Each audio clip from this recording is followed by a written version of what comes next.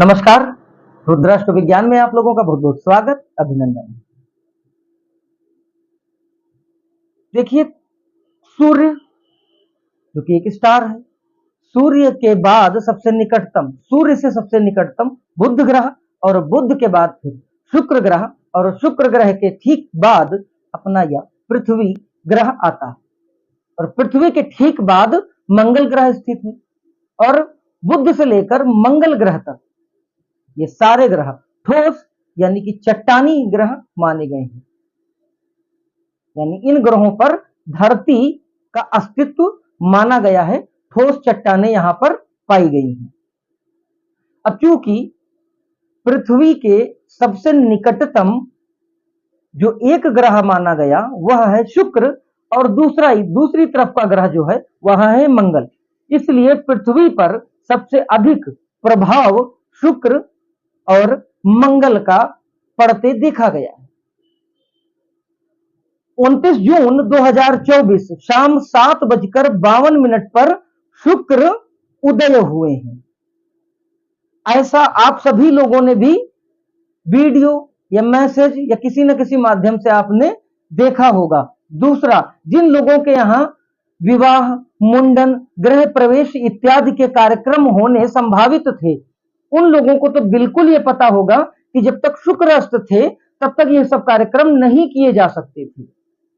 यानी कि मांगलिक कार्यक्रम शुक्र जब अस्त होते हैं तो नहीं होते हैं। अब समझ कर देखिए कि यह शुक्र का अस्त होना है क्या, और ये किस तरह से प्रभाव डालता है पृथ्वी पर और मनुष्य के जीवन पर। अब वो ग्रह वहां पर बैठा है इतनी दूरी पर, और हम लोग यहाँ पृथ्वी पर बैठे हैं, तो क्या सच में इन सब चीजों का प्रभाव पड़ता होगा?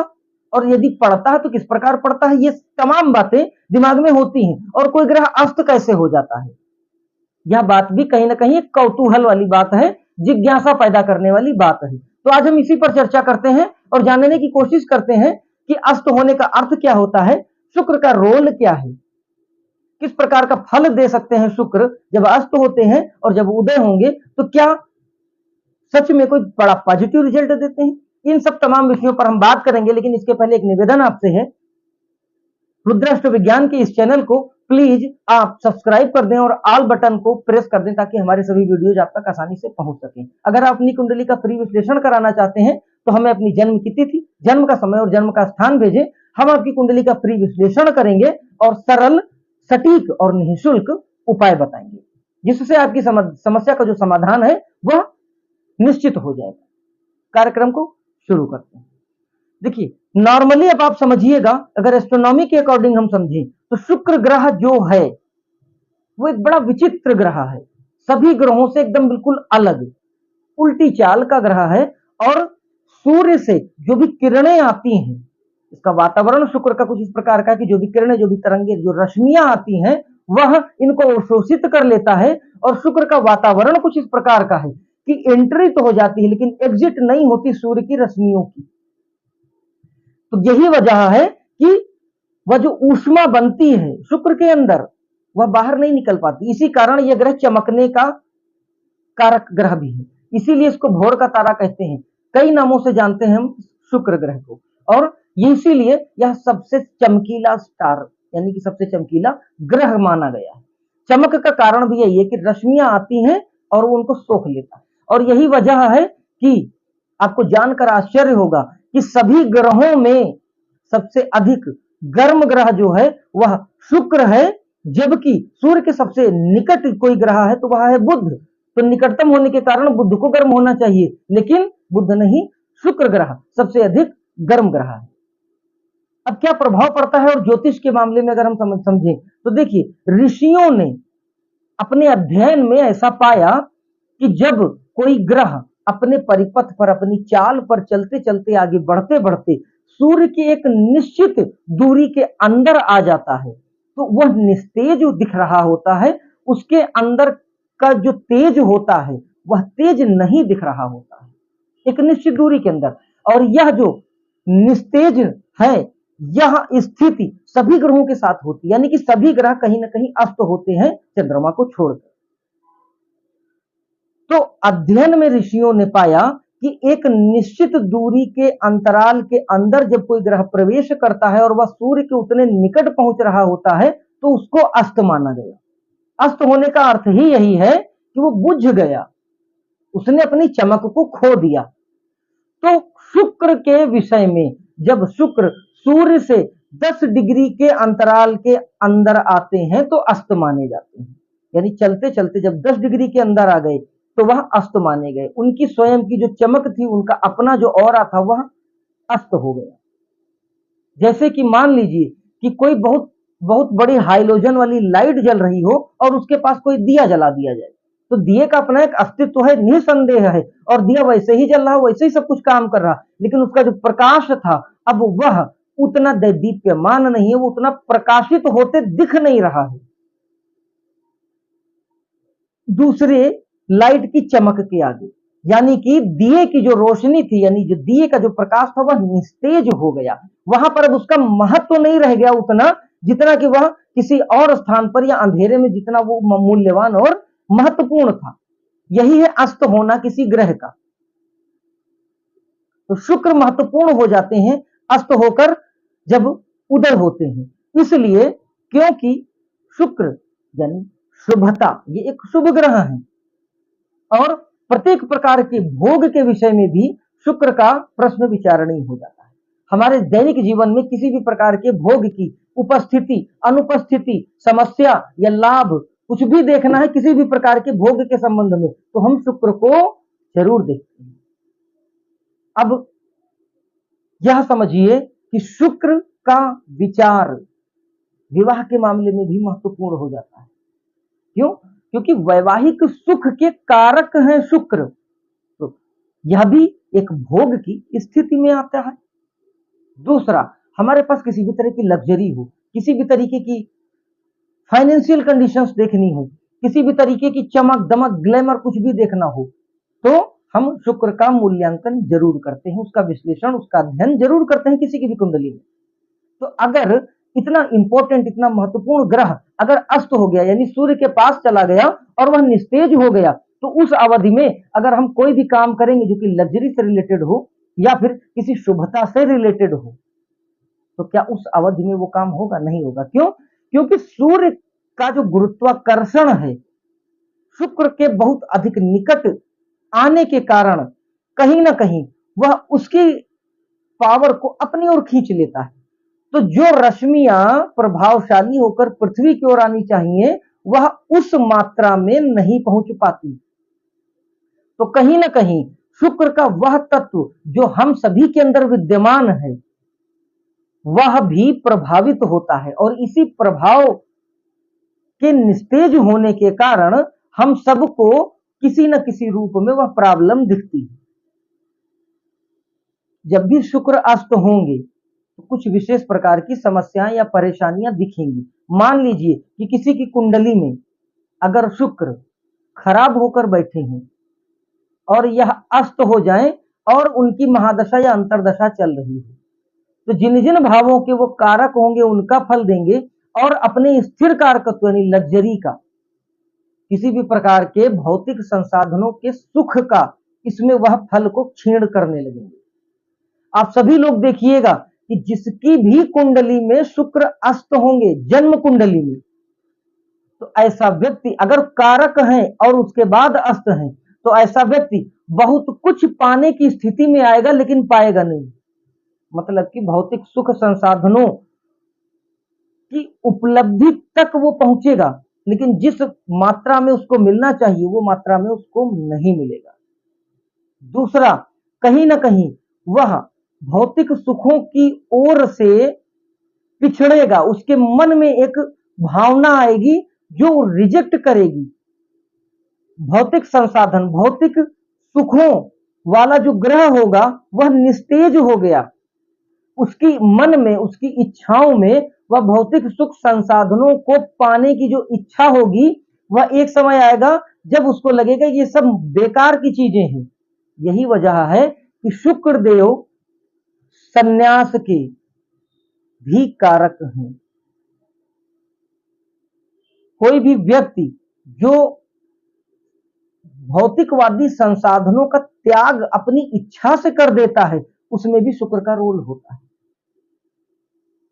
अध्यात्म में भी कहीं ना कहीं शुक्र का रोल है। क्यों? क्योंकि जब तक हम मेटेरियलिस्टिक की ओर भागेंगे, जब तक हम भौतिक सुख और संसाधनों की ओर भागते रहेंगे, तो हम उस स्तर के संन्यास्त में या उस स्तर के अध्यात्म में या उस स्तर के दर्शन में नहीं पहुंच पाएंगे। इसलिए भी शुक्र महत्वपूर्ण हो जाते हैं। तो अष्ट शुक्र अगर इस अवधि में कोई शुभ काम किया जाए तो वह पूरे बलाबल के साथ लाभ नहीं देता। अगर विवाह किया जाए, भाई जो लोग जानकार हैं, जो लोग जानते हैं, जो लोग इस मान्यता को स्वीकार करते हैं, वह लोग तो विवाह नहीं करते हैं, लेकिन बहुत से ऐसे लोग हैं जो अनजाने में कर लेते हैं। बहुत से लोगों के सामने कुछ विवशताएं आ जाती हैं तो करना पड़ता है।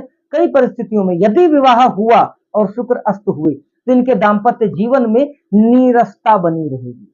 वो आनंद की जो उपलब्धि मिलनी चाहिए, वो वैवाहिक जीवन में, जो दाम्पत्य जीवन में जो सुख मिलना चाहिए, वह सुख किसी न किसी कारण से कम होता रहेगा।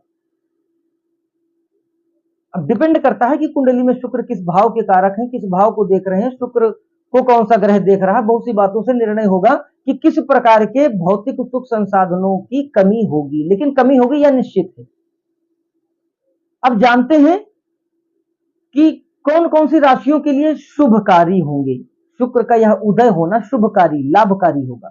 देखिए, वृषभ और तुला चूंकि इनकी स्वयं की राशि है तो यह लग्नेश होते हैं। लग्नेश यदि अस्त होंगे तो नो डाउट कि लग्जरी के लॉर्ड बनते हैं, भौतिक सुख संसाधनों के यह कारक ग्रह हैं। और तुला और वृषभ राशि में लग्नेश होते हैं तो यह अस्त होंगे तो कहीं ना कहीं बने बनाए काम जो कि बेसिकली फाइनेंस से रिलेटेड हो, ग्लैमर से रिलेटेड हो, दाम्पत्य जीवन से संबंधित हो, या फिर किसी भी ऐसे क्रियाकलाप से संबंधित कोई भी ऐसा मामला जिसमें हम अपने स्तर को, जीवन स्तर को ऊंचा उठाने की कोशिश कर रहे हो, उनमें सब में शुक्र के अस्त होने पर समस्याएं दिखेंगी, विलंबित होंगे, या फिर काम बनेगा भी तो 20, 25, 30% तक काम बन के रह जाएगा। तो वृषभ और तुला राशि के लिए भी बड़ी शुभ अच्छी खबर है कि इनके राशि के स्वामी या इनके लग्न के स्वामी उदय हो चुके हैं, तो अब वह अपना फल पूर्णतः प्रभावशाली ढंग से देने में सक्षम हो गए हैं। तो अब इनके बिगड़े हुए काम जो कि भौतिक सुख संसाधनों से संबंधित थे, आय की प्राप्ति से संबंधित थे, दाम्पत्य या वैवाहिक जीवन से संबंधित थे, उनमें शुभता मिलनी शुरू हो जाएगी। यदि कुंडली में शुक्र खराब थे तो उनका उपाय कर लेंगे तो इस अवधि में उनको इन सब समस्याओं से छुटकारा मिलता निश्चित दिखेगा। दूसरा, क्योंकि मिथुन राशि में ही अस्त हुए और दूसरी राशि बुध देव की है कन्या, तो मिथुन और कन्या इनके स्वामी होते हैं बुध, और शुक्र देव जो है वह इनके मित्र हैं। तो निश्चित तौर पर अच्छे भावों के स्वामी होते हैं मिथुन और कन्या लग्न में। तो अच्छे भाव के स्वामी होकर मित्र यदि कोई हमारा कमजोर पड़ जाए तो निश्चित तौर पर हमारे जीवन में प्रभाव डालेगा।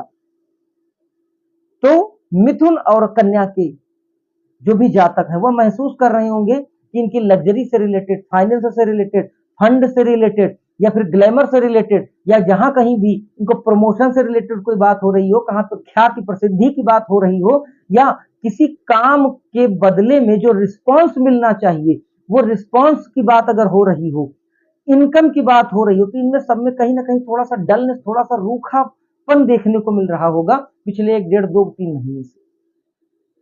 अब वह स्थितियां धीरे धीरे सुधरेंगी, जैसे जैसे डिग्री वाइज या आगे बढ़ेंगे तो यह अपने पुराने रूप में वापस लौटेंगे और फिर से मिथुन और कन्या राशि के जातकों के लिए यह शुभ और लाभकारी परिणाम देने वाले होंगे।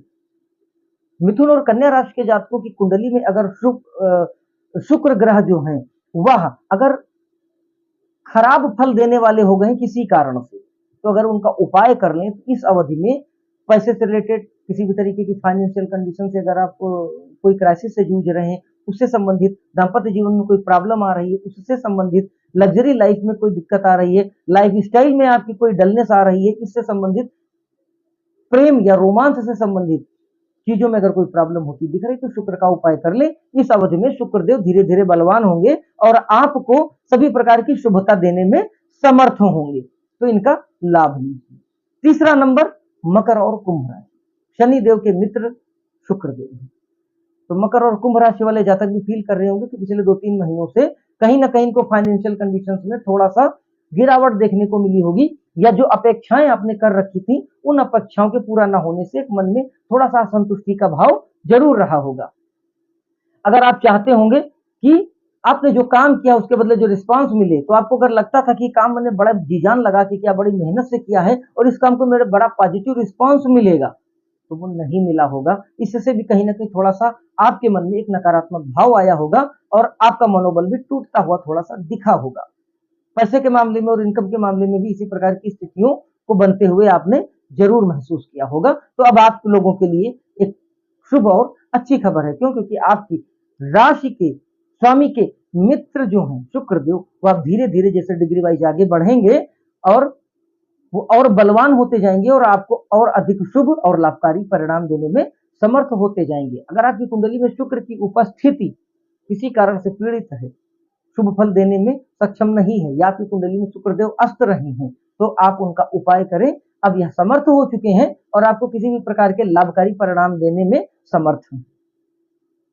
तो विशेष तौर पे स्वयं की 2 राशियां वृषभ और तुला राशि और उनके मित्र की 4 राशियां यानी कि मिथुन राशि और कन्या राशि, साथ में मकर और कुंभ राशि, इन राशियों के लिए बहुत विशेष बात, बहुत अच्छी खबर है कि अब इनके जो मित्र हैं, जो कि लग्जरी के, फाइनेंस के, फंड के, इन सब चीजों के कारक हैं। आजकल के मेटेरियलिस्टिक वर्ल्ड में इन सब चीजों की जरूरतों को और इसके महत्व को नकारा नहीं जा सकता। तो कहीं ना कहीं ये बड़े इंपॉर्टेंट प्लेनेट हो जाते हैं और यह इन 6 राशियों के लिए बड़े अच्छे सूचना लेकर आए।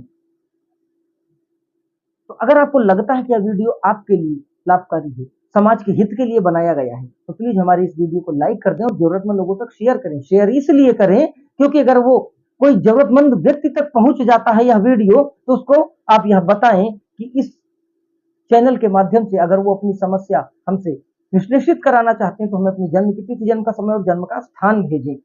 हम उनकी कुंडली का निःशुल्क विश्लेषण करेंगे और जो उपाय बताएंगे वो सरल होंगे, सटीक होंगे और निःशुल्क होंगे। किसी भी प्रकार का जेम स्टोन या कोई यंत्र हमारे चैनल के माध्यम से नहीं बेचा जाता। तो मुझे विश्वास है कि यह वीडियो आप सब लोगों के लिए लाभकारी हुआ होगा। अगर आपके मन में कोई प्रश्न है जो कि ज्योतिष से संबंधित है और आप उसका समाधान चाहते हैं, या फिर आप अपनी जिज्ञासा को शांत करना चाहते हैं, तो आप हमें कमेंट से अपनी प्रश्न को सूचित कर सकते हैं। एक निश्चित समय के अंदर आपको उत्तर जरूर दिया जाएगा। इन्हीं विचारों के साथ इस वीडियो को यहीं विराम देता हूं। अगले फिर किसी ज्ञानवर्धक और लाभकारी कार्यक्रम में आपसे भेंट होगी। तब तक के लिए जय महाकाल।